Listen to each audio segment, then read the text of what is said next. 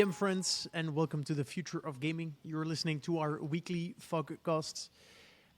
We've got the usual crew, Philip Collins, Devin Becker, myself, Nico Verreke, and we have a very special guest, Jonah Blake. Today, the plan is to talk about, I would say, our special guest's takes on Web3 and games, the biggest value of NFTs in games, indie versus AAA, content creator and the founder dualities, and just share our thoughts, insights, and see if we can draw some interesting conclusions. Before we dive in, so we know Devin, we know Phil, but we don't really know Jonah, or maybe some of the audience might not.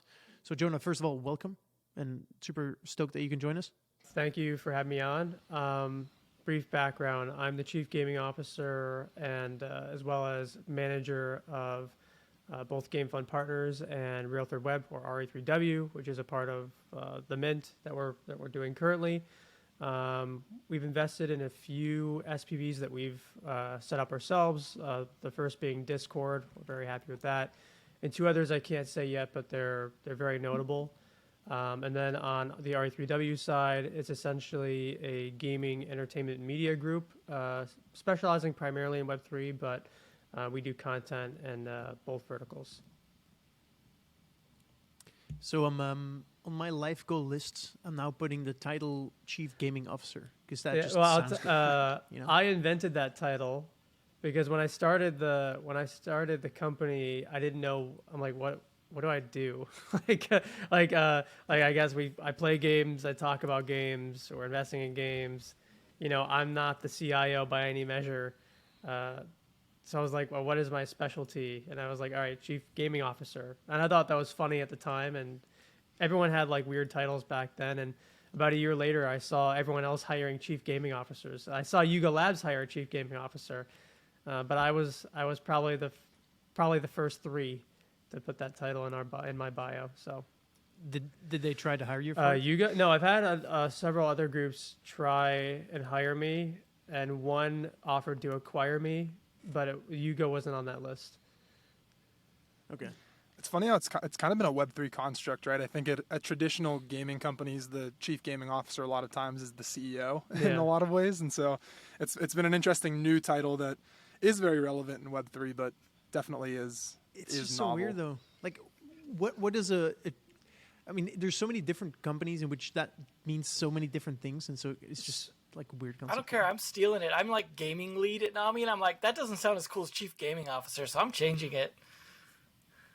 I guess I am the king of the gaming analyst. Is kind of like the way I think of that role, right? There are gaming analysts. There's analysts, or I mean, banking they call it TMT, right? And that's really boring. No one knows what TMT means, right? So I'm Chief Gaming Officer. It's sort of like, you know, private equity TMT analyst, kind of. Mm-hmm. It's just more fun. So, Definitely. I agree. I think it's a cool name. You should stick with it. I mentioned a few topics that we could discuss, but because it's still January, I was thinking, Jonah, why don't you give us a spicy prediction for Web3 gaming in 2023? Because that's what we like here. Spicy. I do spicy a lot. Probably. There you go. I'm not bullish on the other side. So, and that's not spicy in the normal world, but in the world that we live in, that's considered a spicy take because there's a lot of people who put a lot of money in. And so I call it bagatitis. They have bagatitis. Let's see, what else? I think assuming Apple relaxes, then mobile gaming wins. But I was reading a report. I'm forgetting his name.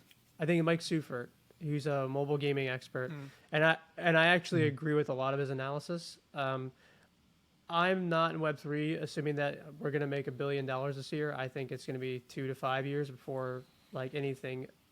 We make $1 billion? Well, depends on make, because we got a lot. 4 billion was put in, so you hope to get more than 4 billion out.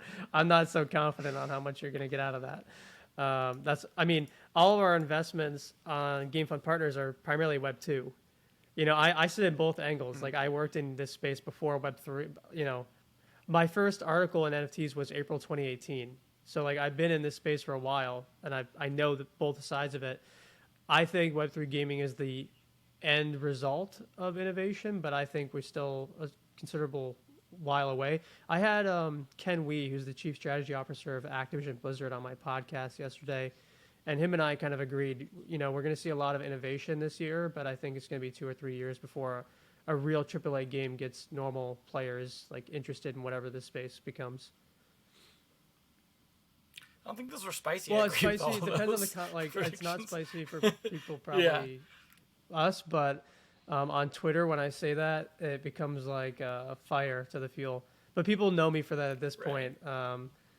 I've given a lot of crap to a lot of projects. I lit a fire on Bonk Token last week. It was like Solana the week before that, Other Side before that. I always pick something that people. There's a lot of people who would like to see me fail, I think. So.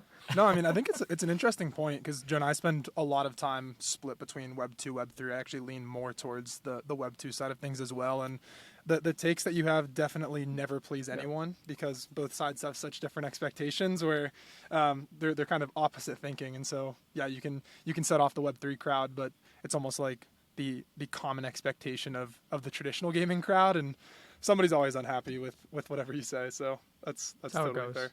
But what's the most controversial opinion you guys have for Web3? That would mean controversial in our world would mean that you think something's going to make a lot of money.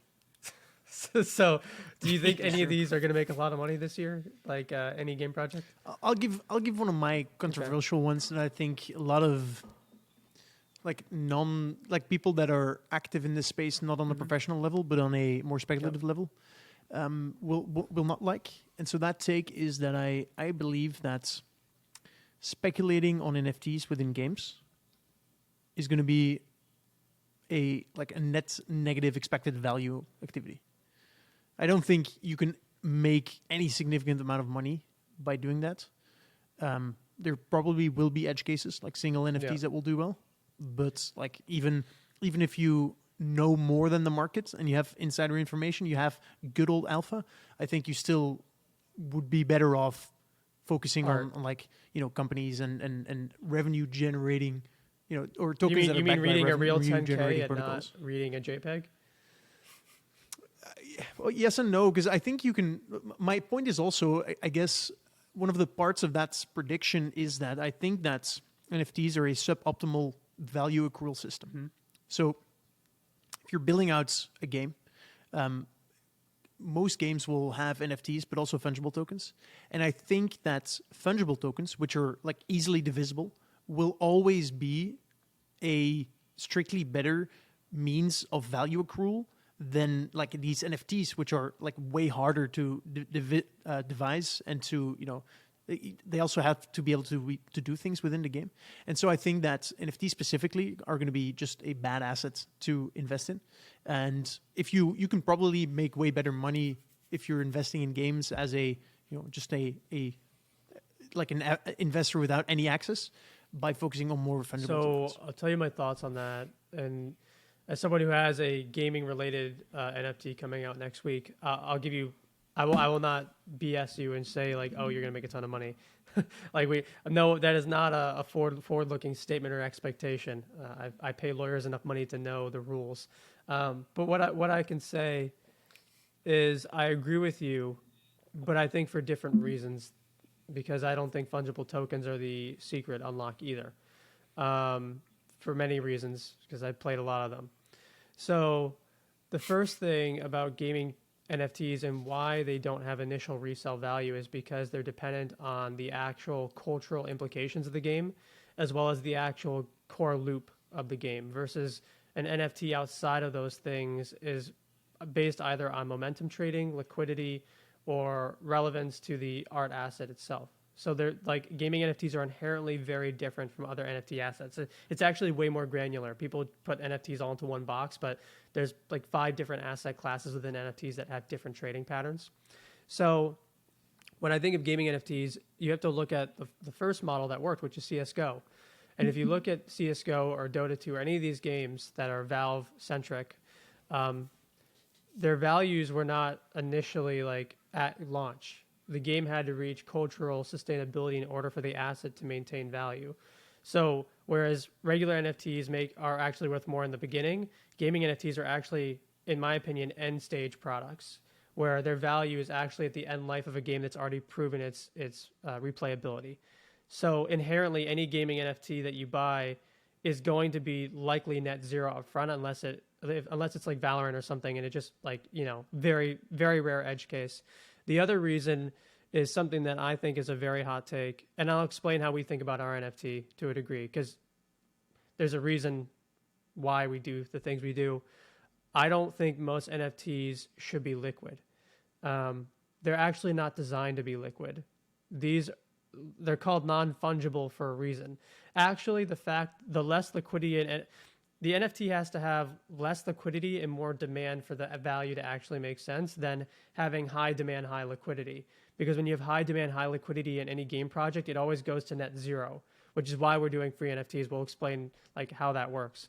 But as someone who's either bought a lot of assets and looked at a lot of assets, the pattern, for me at least, has remained relatively true to these values. And you can look at like the limit break contracts. Like obviously Gabriel Layden kind of understands this if you look at how he's programming royalties. But yeah, I still think gaming NFTs are more valuable than gaming tokens, because almost all gaming tokens will go to zero all the time. Mainly because you have how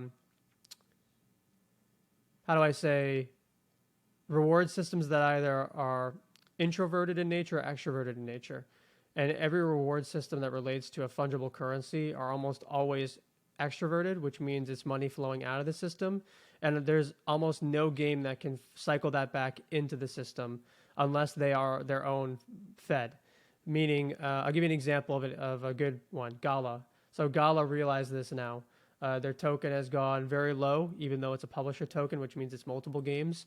And they realized that they have to burn in order to get that value back to increase the demand, because scarcity is actually a better demand driver than liquidity, if you think about it. Because demand is not correlated to liquidity. That's what people don't understand in this space. Demand is cultural drive and utility of the asset, and then liquidity is determined by the code of the NFT itself. It's kind of like how I think about it. But Gala is burning their Gala tokens in order to move to their own L1, which has provided some demand, which has provided them actually more liquidity by burning, which has allowed them to go buy another mobile game studio and do whatever they're going to do. Does any of that make sense? It might seem like a little confusing. Could you define liquidity is for you? In NFTs, which is going to be different than in Web 2's version of liquidity, not that different, is how likely you are to sell the floor of an asset and the time it takes to sell that floor. So is there demand, one, but two, is there a buyback system in which you can exit the asset readily rather than hold on to the asset and hope for a liquidity event? The difference between a liquidity event is that there's a massive unlock, like how there's token unlocks, which is why they go to zero, because people want to get their money. You saw that with FaZe Clan. So, and that's a Web2 company. Or the example, yeah, I would say that's a fair example. So liquidity event is different than day-to-day liquidity. Does that make sense, or should I simplify a little further? Okay, so I'll give you an example. Game 1 and Game 2. So Game 1 is a deviation of Bored Ape Yacht Club, so it's owned by Bored Ape Yacht Club, which already has a lot of buyers and sellers who are trading very quickly. So Game 1 is going to have more liquidity because it's sharing the liquidity pool of the Bored Ape Yacht Club assets. So there's a lot of buyers, a lot of sellers doing daily trades. Game 2 is, I don't know, a new startup. They have a AAA studio. It's worth $15-30 million. It has 15-30 million in the bank to go make a game, and they're just starting their marketing, but they don't have any prior buyers and sellers. Well, that might have a lot of hype, but the liquidity might be low because they're waiting for a liquidity event, which is either the game releases, they announce some earning mechanic, or they announce some other variable which signals a buyer and seller high frequency demand. And most of these are bots, by the way. So the thing that people don't know in Web 2 is most of the liquidity in Web 3 is not real. It's actually wash trading. So look, like everyone thinks they have liquidity, but almost no one has liquidity. It's a mirage. So illiquidity is actually the advantage.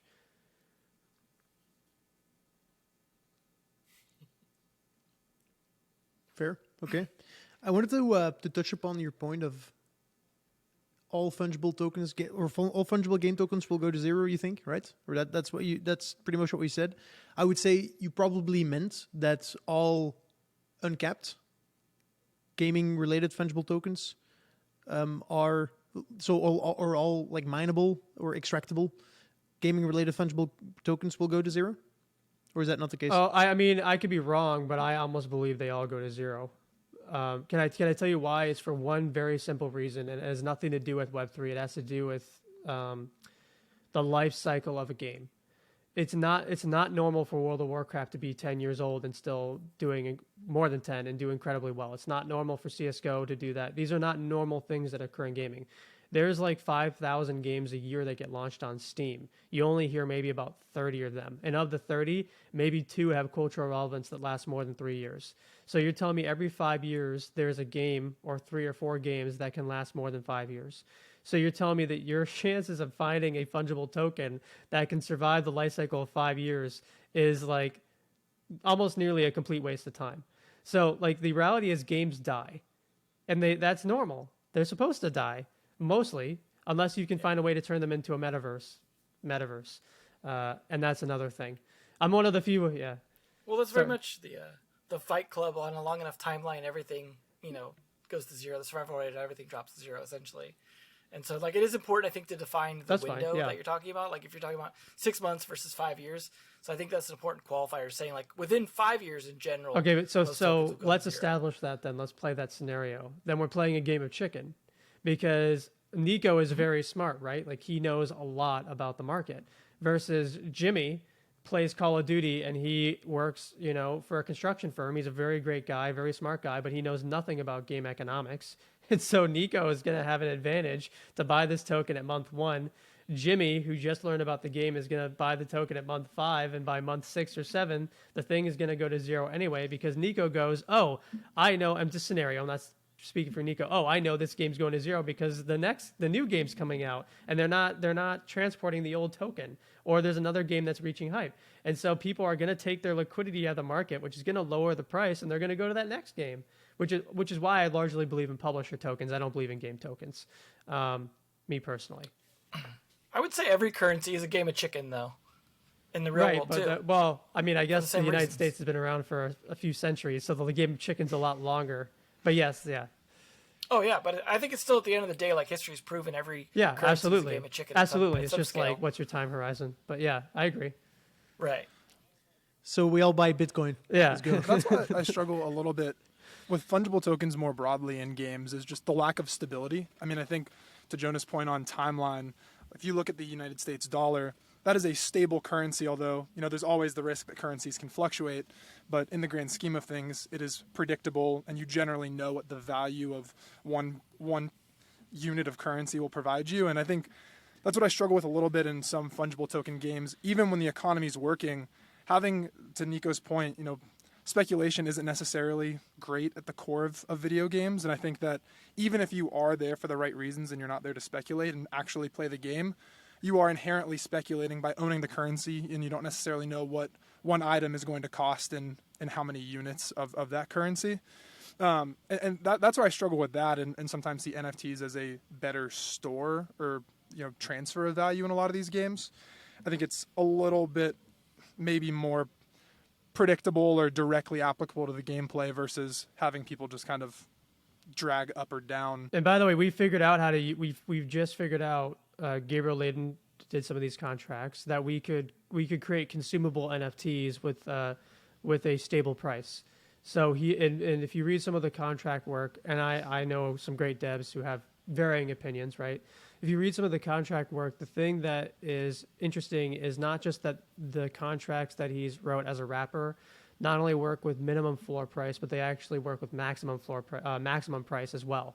And so in a game without having a fungible token, you could have consumable NFTs that are meant to expire, And for example, let's say you want a potion, but the potion's an NFT. Well, if your game is like a World of Warcraft, the potion can't be worth like $100,000 because there's only like 500 a day, because then no one's going to want to play the damn game because they actually need the potion to get to the raid and do the whole thing. But you could have a potion that ranges from $50 to $100 because the minimum floor price is 50, the maximum is 100, and the market can set its price during the day and you can make a little more money off the top, but it's never going to reach a point where the game becomes unplayable. Now we can do consumable NFTs as well that don't function like tokens, but do have other use cases within the game that provide an economic value, and we can take 10% off the top, 5%, whatever the royalty is. Funny thing is, we could have always done all of that. It's always been fully programmable. It was just a case of like getting enough buy-in, and like I'd say the main leverage that what Gabe proposed, for example, or Limit Break rather, is just them trying to get marketplace buy-in and get people to actually adopt that stuff, just like any other standard, right? And so like ERC 721, for example, managed to get enough traction to build enough standard to build kind of a market through 2021 into 2022, and then now it's like, okay, well, we need to like evolve that, but we also need to come up with standards to evolve too. And I mean, maybe it'll be one, maybe it won't, but I think it highlights that all this is programmable, and we need to stop thinking in terms of like, oh, this is what 721 does. It's like, well, so there was nothing before that. Like, you just made it up. Like, it's all make believe. So let's like actually start thinking out of the box a little bit in terms of economic controls and whether or not we want those. Like, there's, for example, price controls are a thing in real life, but we see also a lot of downsides to those things too. And so it's like, that's why we start looking at real world economic stuff to go, okay, well, is there stuff we can learn from this? Does it make sense? But also questioning those assumptions and going, maybe it does make sense in the game world, but doesn't make sense in real life. And we can start experimenting with that stuff. I expect half the stuff will fail, but I think it'll be fun experiments. I agree with that. Mm-hmm. Probably more than half will fail. So that's for sure. Probably. But I'm 100% in favor of the experimentation. I'm not saying that fungible shouldn't exist. I'm just saying that they have a shelf life that is a lot shorter than NFTs, and that's why I prefer NFTs. Let's talk about this, right? So you're saying games have let's say, life cycle of 5 years on average, right? It's probably even less on average, right? A good game has a life cycle. Yeah. 5 years if you're a really good game. It's about 6 to 8 months. So, okay, but then explain to me why, like, how then an NFT does retain value if the game's gone because anyway? It's collector's value one, right? But collector's value, which is going to be minimal, right? And it's never going to be as much as, like, it's never going to cover the utility value of an NFT during the life cycle of the game. I would disagree with that to a degree. Go. Yeah, sorry.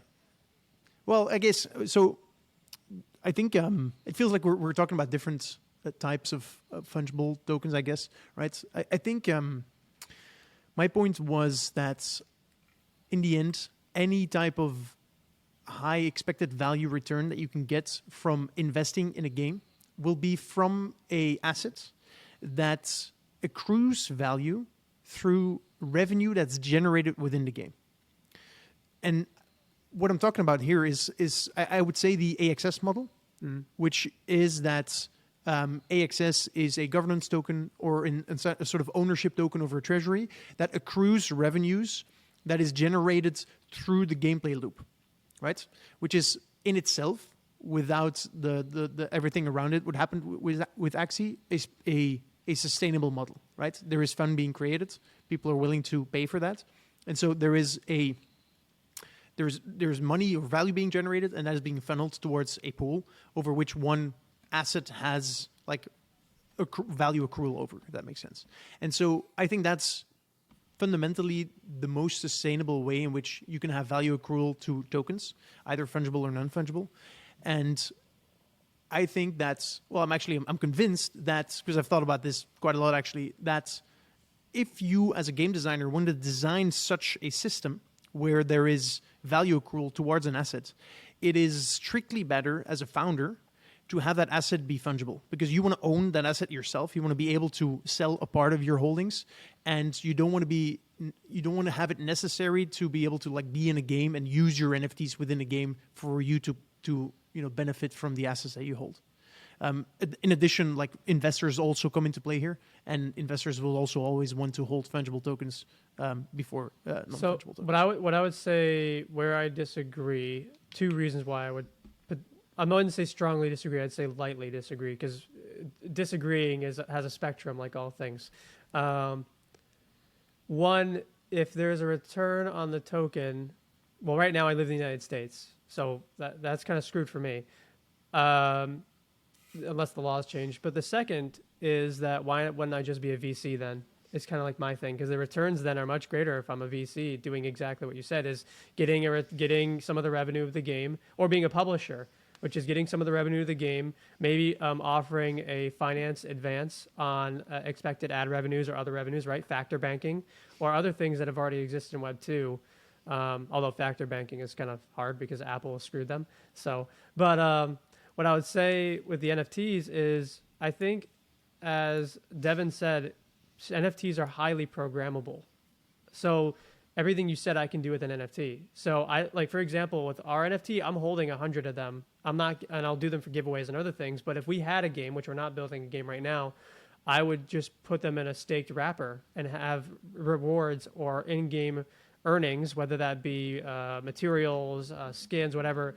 I would mandate that you have to stake that in our wrapper contract, and then you get those returns anyway, which you could then sell in the market if people have a demand for it. And I wouldn't need a fungible token to do that. And it makes everything have a big problem with what you said, Nico, too. But we can get to that in a second. Okay, yeah. I mean, apparently, we're not shitting on anyone else. We're shitting on me again today. That's totally. I didn't fine, know that way. was. You know. I haven't had a chance to shit on Jonah please, yet. Please, so yeah. I'm waiting. I would love that.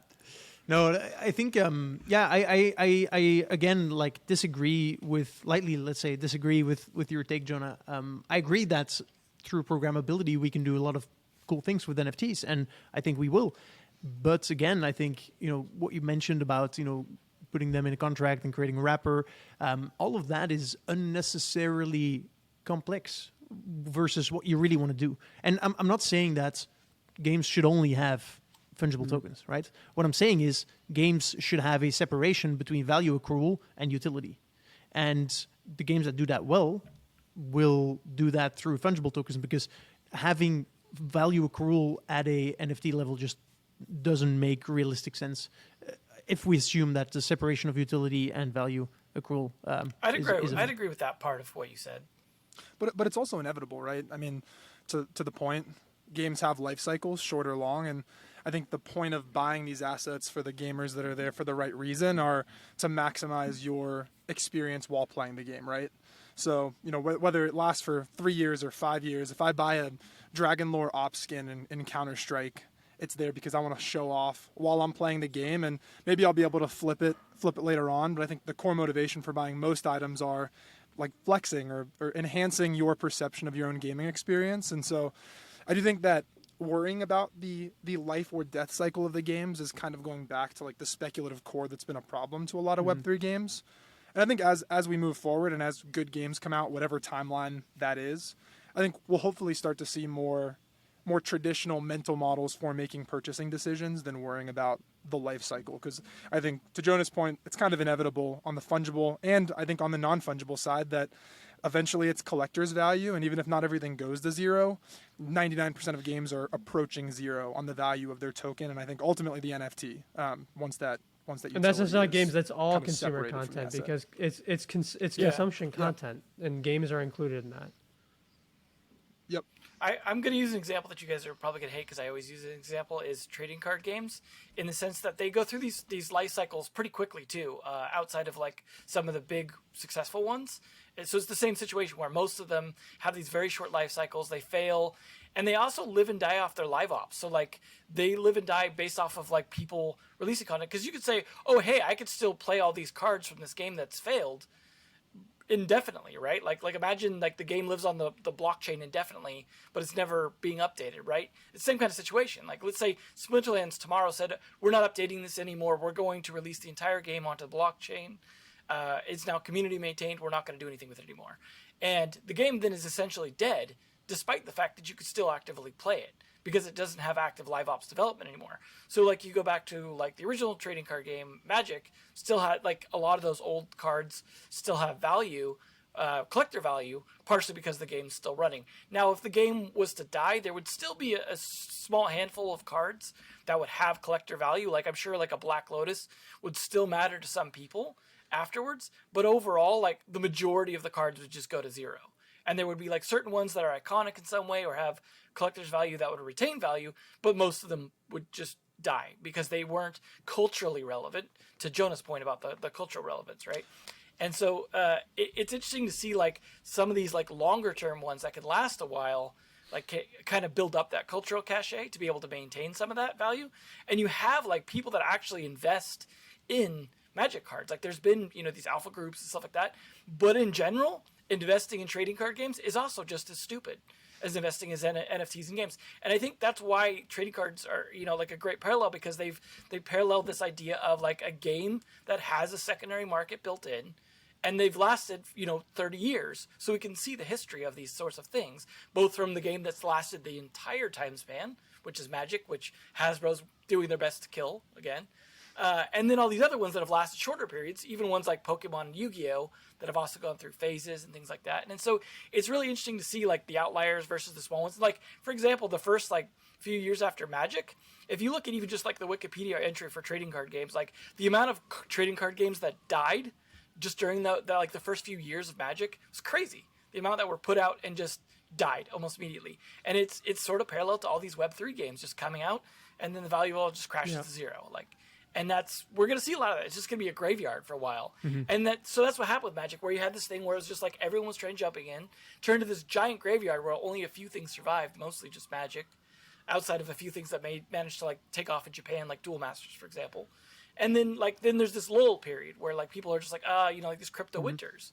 And then people kind of come back again when like it comes back. And part of that was due to actually like Wizards go screwing their own Magic market by overprinting and doing reprints and a lot of other issues. But like it went through these market cycles as well, similar to kind of what we see in Web3. So it's interesting to see the parallels. Not everything is like perfectly aligned, right? But like there is a history we can look at of a game that's not just like Steam Marketplace or like trading in Eve or something, that actually has like a real world physical history of unrestricted, like fully unrestricted secondary markets. With prices that are completely market. Well, it's funny though, when you mentioned the CSGO market, they have really interesting rules. Like you can't, they already solved lost trading a while ago. Right, they programmed it. So when you buy an asset, I think there's a 3 to 7 day hold period. You can't quick flip in the market. Yeah, right. I think it's 7. And funny enough, people are like thinking that NFTs and the royalties. No, like Steam takes a royalty as well. So like we've done this before. I think there's a lot of value to the gaming NFT market. I do not see it as investments. I think you can't. I think about it like, you know, hobby collectibles, like anything else. And I think it's very similar to, I think NFTs are not a evolution of gaming altogether yet. It could be, but an evolution of the pre-order market, which is very different from an investing. It is a token of time and presence mixed with collectability on the basis that you're going to enjoy an experience you're going to consume, is how I think about it, rather than, I would say though, on the short term, the very, very short term, you can invest. It's on a medium or long term, it's just unsustainable. Like if you're like, you know, I'm going to buy this now and I'm going to sell it in a week, like that kind of investing, if you want to call it investing or day trading, whatever you want to call it, that kind of is doable. Like I see the same thing in collectible game market, right? Where, you know, like in the next set of cards, like it's going to do something that boosts like a previous card that it happens to be a rarer card, and the value of that card's going to go up because it's going to become meta for like 3 months, right? You can short-term invest in that. But obviously like 6 months down the road, that might not be true anymore, and you're not holding it for the long term. But I think if you wanted to speculative trade, if you keep your time frames really, really short, you can do it, right? Well, Devin, you know the card game right now, and the Magic market's not too happy. I mean, we already saw, and right. So neither is the Dungeons and Dragons market. These are all two. Those are two, OGL license. That's all other thing you talk about. But I would say all the ones that are anti-OGL license are good investments right now, maybe. Yeah, crazy.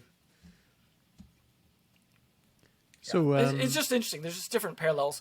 The only thing I wanted to say about what you said earlier, Nico, that I think is worth clarifying is that when you're talking about AXS and as a governance token and all these other things, first off, I disagree that it's primarily a governance token because it's treated primarily more as a second utility token than anything else in terms of the way most people use it. But that's somewhat semantics, right? The problem I have with talking about it the way you were talking about it is that a lot of that value isn't driven by fun. It's still a lot of speculation, whether it be speculation on, hey, I'm going to be successful in this season and get more AXS by like investing my SL, because you're talking about SLP and other things, sort of like that sort of transactional nature accruing value to AXS.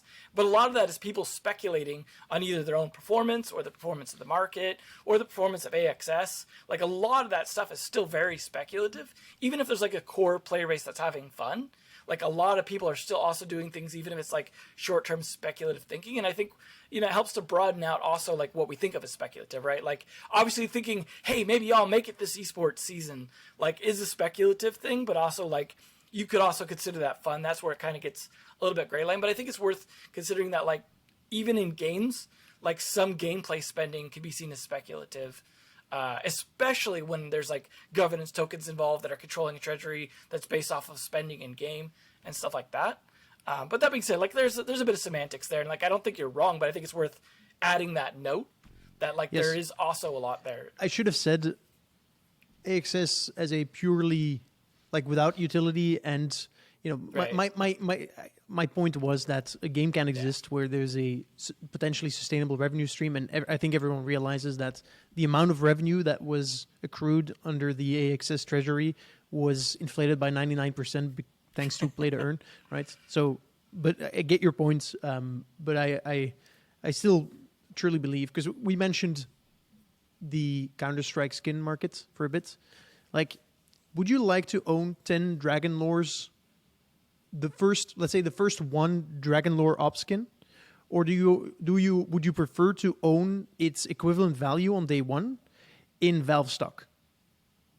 Phil, what's your answer? I mean, if I'm a speculator, I'm taking the Valve stock because I can't get liquidity for my Dragon Lore without using third-party channels. But I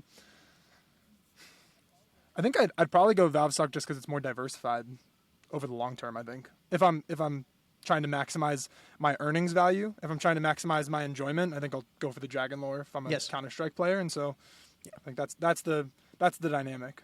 And so, just for me, that's the way I'm thinking about this more. Is that I think, in general, I'm very strongly against people trying to invest in games, right? Because I don't think it makes any sense. But if people would, and I strongly believe that it's not like the money is not going to be made in NFTs. That's just my general take. And I think if there's money to be made by an average person, it's going to be through well-designed games that are really fun and that have inherent revenue-driving activities based around fun, where the revenue accrue in a token, and I believe that token most efficiently and in most cases. Hey Nico, what if we tokenize the shares?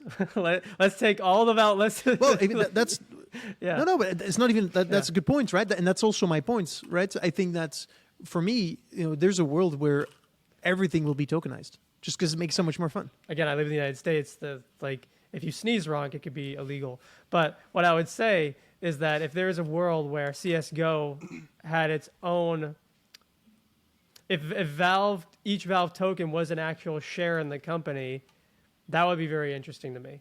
I don't know what that would look like. I don't know how that would pan out, but that would be a very attractive thing. That different than a fungible token. The way stock markets are designed was to solve a lot of problems of liquidity and transparency, right? Because you get a piece of paper, like originally you got a piece of paper, you didn't know what it means, and like now you have these electronic stock exchanges and brokers that keep track of what you own.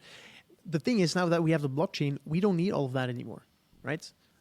The blockchain, Bitcoin fixes this, as they say. Obviously, it's not Bitcoin, right? But a lot of these technologies, like I own stocks, like I invested very early in a Chinese company, and so now the amount of hoops I have to jump through to when that company sold to get my shares onto something where I can sell them. That was it was crazy. And so it's super inefficient. And so, I think it would make sense for that to move over to the blockchain and tokenized. But it's going to take a while. But I do believe. I think you have to go through a lot of problems first to figure out all the things that need to be codified. Because I think, so for example, you take the simple example of getting a refund on something, right? That idea where there's all this permanence and stuff. So you take this idea of regulation and all the other stuff that you're talking about, right? A lot of that developed by trying to solve problems. Now, of course, in theory, we could solve a lot of problems with code too, but I think we need to figure out what those problems are first to code the solutions for them, which, the royalties thing was a great example of that, right? Where we had a situation where we thought it was fine. Royalties are here, they work, they're cool. But that was a social construct, right? We didn't have that fully codified, even though in theory we could have. But it would require jumping through some hoops. But it wasn't until it was a problem that we started looking at ways to codify it, right? To add it to code. So I think it's a maturity thing where we're going to need to go through a lot of problems before we can codify the regulation in a way that doesn't require governance and just instead requires smart contracts or technology. I don't know if everything can be solved that way. I'd love to think so, but I think we're maybe a bit early to say we don't need the regulation kind of stuff, because you take FTX kind of thing where it was somewhere halfway between the technology side and the financial FTX side. Is that was a problem based on centralization. If you look at any of the real DeFi products, they didn't go down. That was it was basically a bad version of banking. Right, but who's interacting with the blockchain? It's humans, not robots. Well, no, it's mostly robots. Well, obviously, to your point earlier, there's a lot of robots. Yeah, that's right. Yeah. It is mostly robots, but the problems are for the humans, not for the robots. And so, obviously, we need to solve human problems, over time. Is my point. And it's just I think a lot of it's solvable. It's just a case of until we run into the problems, we don't really either don't care enough about them to solve them, or don't anticipate enough of the detail to solve them properly.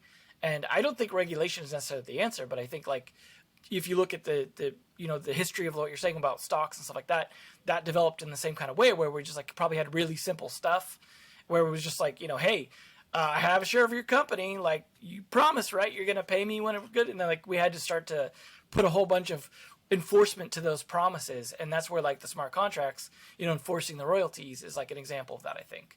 And I hope we get to that point, Nico, where we could be stop needing people Jonahs saying Gensler, breathing down our necks every 2 seconds. And 3 of us are from the US here, so we feel your pain. But I would love to get to that point where we could not have all these stupid artificial borders and unnecessary regulations and stuff. But it'll be a while, because obviously you also have to deal with the fact that we're trying to do this stuff on a global scale on the blockchain, but we clearly don't live in a truly global reality when it comes to regulation and laws and everything. I'd love to think we do, but the fact that I have to use Binance.us or FTX.us instead of just the global one is already an example of that, and that's probably going to get worse before it gets better.